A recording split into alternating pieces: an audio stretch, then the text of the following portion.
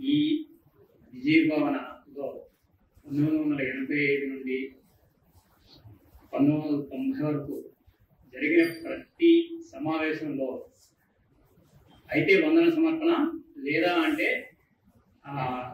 ఇతర స్థలాల నుండి వచ్చిన లేఖల్ని చదవడం. ఈ కార్యక్రమం మాత్రం నాదే. ఎప్పుడు ఒక కార్యక్రమం నిర్వహించాలి అంటే మాస్టర్ గారి దగ్గర ఆయన ఫాలో అవ్వాలి.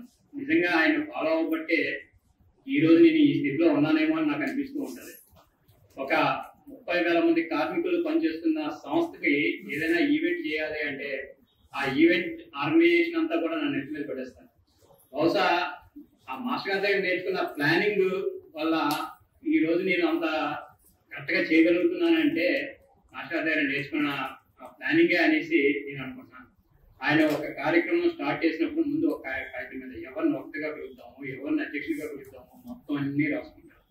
రాసుకున్న తర్వాత ఏమేమి చేయాలి, పూలదండలు ఎవరు తీసుకురావాలి, బ్యానర్ ఎవరు కట్టాలి అనేది కూడా రాసుకుంటారు.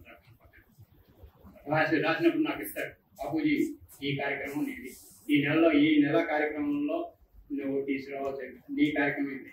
ఆ పని విభజన దగ్గర నుండి కూడా పని ఎలా చేయించాలి అనేది నిజంగా మాస్టర్ దగ్గర నేర్చుకునే ఆ నేర్పడతానే నన్ను ఈరోజు ఒక సంస్థలో ఒక గొప్ప దీనికి పనిచేయగలుగుతున్నాను అంటే ఆ పునాదే.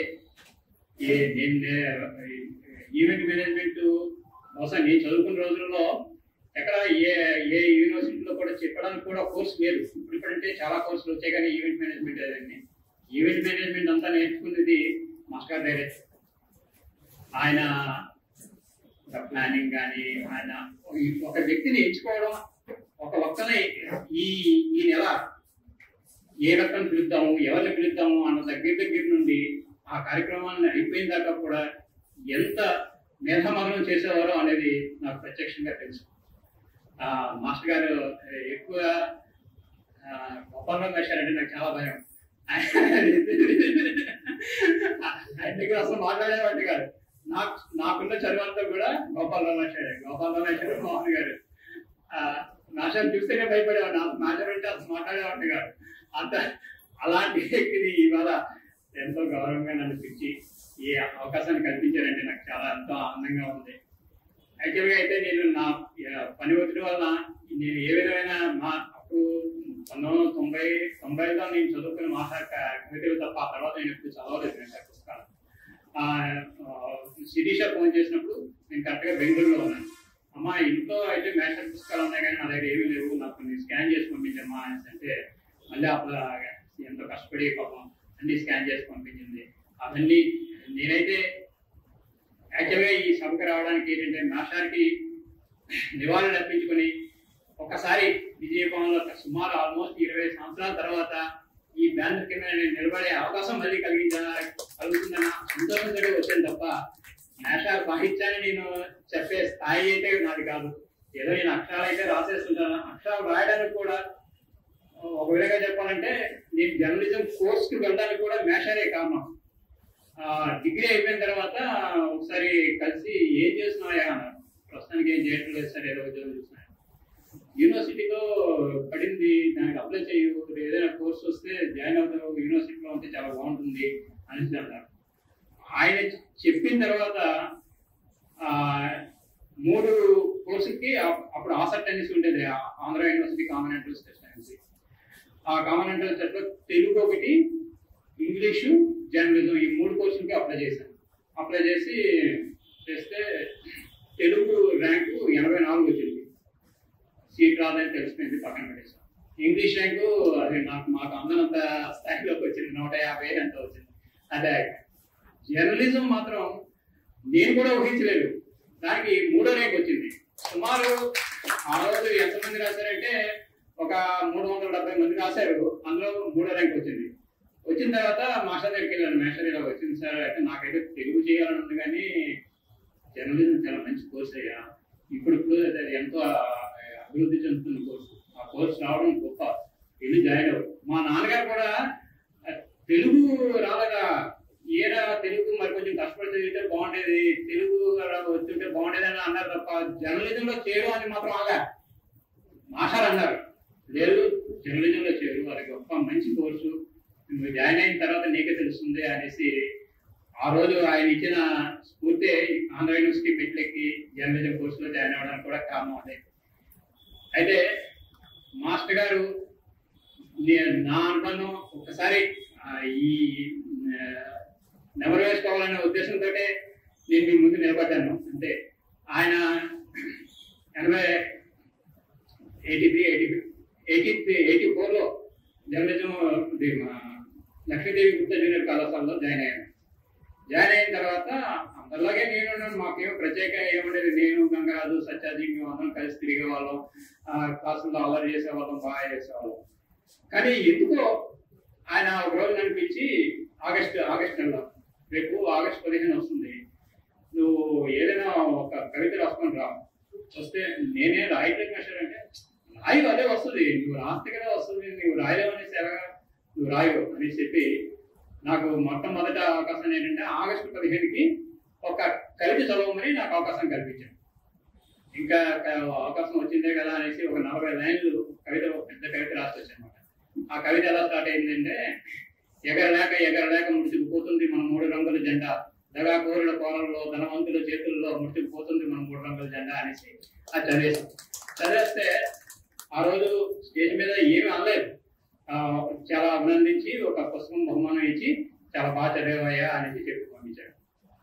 2 రోజుల తర్వాత లంచ్ అయిపోయిన తర్వాత క్లాస్ రూమ్లో వెళ్ళిన తర్వాత, ఏమైనా నువ్వు మనం రాసిన కవిత ఒకసారి తీసుకుంటా అనేసి ఈవెన్ మాస్టర్ అన్న, ఇది 40 లైన్లు రాశావు, ఈ జరుగుతున్న ప్రస్తుతం ఉన్న ఇదంతా కూడా నువ్వు కవితలో చూపించావు, కానీ భవిష్యత్తులో ఆ కవిత నీ జెండా ఎలా ఉండాలని నువ్వు అనుకుంటున్నావు, ఆ జెండా ఎలా ఉంటే బాగుంటుందని నువ్వు అనుకుంటున్నావు, ఆ జెండా అలా ఉండాలంటే నువ్వేం చేయాలని అనుకుంటున్నావు, అది కూడా పెట్టు, అప్పుడే పెడితే దానికి ఒక సంపూర్ణమైన ఇది వస్తుంది అని చెప్పి ఆ కవితను మళ్ళీ తిరిగి రాయిస్తే అప్పుడు అంత పెద్దగా కాకుండా కొంచెం క్లుప్తంగా రాయు, ఒకే భావం 2-3 సార్లు రిపీట్ అవుతుంది, అది జాగ్రత్త చూసుకోవాలి.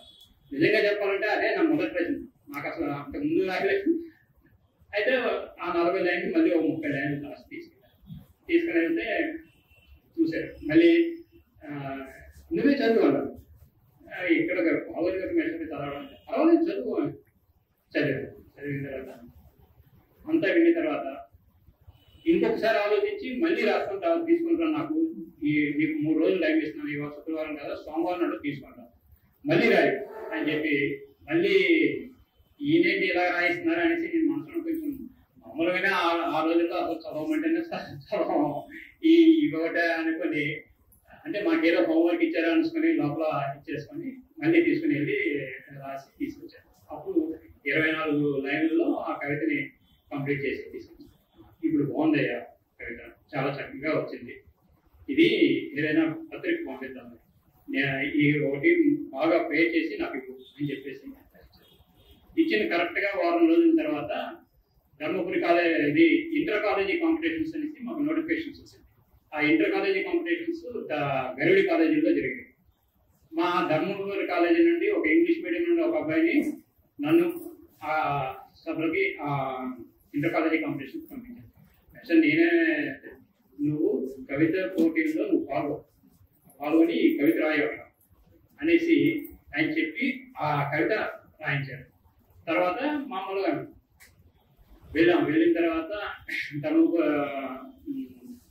అప్పుడు గరివిడి కాలేజీ చాలా బాగా మంచి ఒక ఉత్తీర్ణ మంచి స్థాయిలో ఉండేది అనమాట.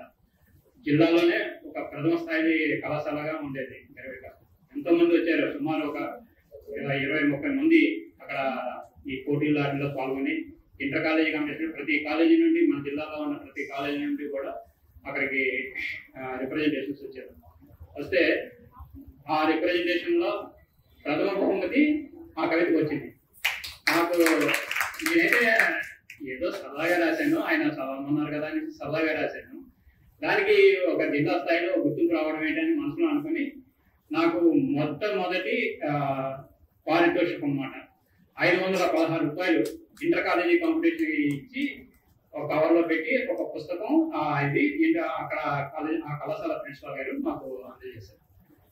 అదే కాకుండా ఇంకా తర్వాత ఒకసారి రిప్రజెంటేషన్ వెళ్ళిన తర్వాత ఇంకా టెక్నో పోటీల్లో కూడా పాల్గొవాలి కదా, అలాగే వక్తృత్వ పోటీ అని, తెలుగు ఎస్ఏ రైటింగ్ కాంపిటీషన్స్ అని ఈ పోటీల్లో కూడా పాల్గొంటే మొత్తం మీద ఈ కవితలో ఫస్ట్, తెలుగు ఎస్ఏ రైటింగ్ లో సెకండ్, వక్తృత్వంలో థర్డ్, ఇలాగా 3 బహుమతులు వచ్చాయి. 3 బహుమతులు వచ్చిన తర్వాత ఆ బహుమతులు పట్టుకుని వచ్చి మాస్టర్ దగ్గరికి వెరీ గుడ్ అదే ఒకసారి ప్రిన్సిపల్ దగ్గరికి వెళ్దాం అని చెప్పేసి అవన్నీ ప్రిన్సిపల్ దగ్గరికి వెళ్దాం. ఆ విధంగా సాగించే ప్రస్తావం. తర్వాత ఎన్నోసార్లు ఆయన నేను కలిసి సాహిత్యం మీద చర్చించుకోవడం అనేది జరిగింది. అయితే మాస్టర్ల గురించి ఇది ప్రసంగ వ్యాసమే అనేసి అనుకోండి, నేను వ్యాసాన్ని చదువుతాను. ఎందుకంటే నేనైతే ఆ మాస్టర్ గురించి దీనిలో మాట్లాడలేను. ఒక చిన్న వ్యాసం రాసుకున్నాను. ఈ వ్యాసాన్ని పత్రికకి కూడా పంపించాను. బహుశా వస్తుందనేసి అనుకున్నాను. ఆ వ్యాసాన్ని మీ అందరి ముందు మీకు చేద్దామనేసి నా ఉద్దేశం. మినీ కవితల మెగాస్టార్ డాక్టర్ ఆచార్య పవార్. కెరటం నా ఆదర్శం, ఎగిరి పడినందుకు కాదు, పడినా లేచినందుకు అంటూ ఆశావహ దృక్పథంతో మినీ కవితా సాహిత్యాన్ని అందించిన వ్యక్తి డాక్టర్ ఆచార్య పవార్. తెలుగు నాట మినీ కవిత్వం అంటూ ఒక ఉద్యమంగా సాగుతున్న రోజుల్లో అక్షరాలకు దేవసత్వాలబ్ది, అనంతార్థాన్ని అనంతాక్షరాల్లో దిట్టించిన కవి డాక్టర్ ఆచార్య పవార్. మినీ కవితా ఉద్యమంలో అగ్రగణ్య కవి ఆయన.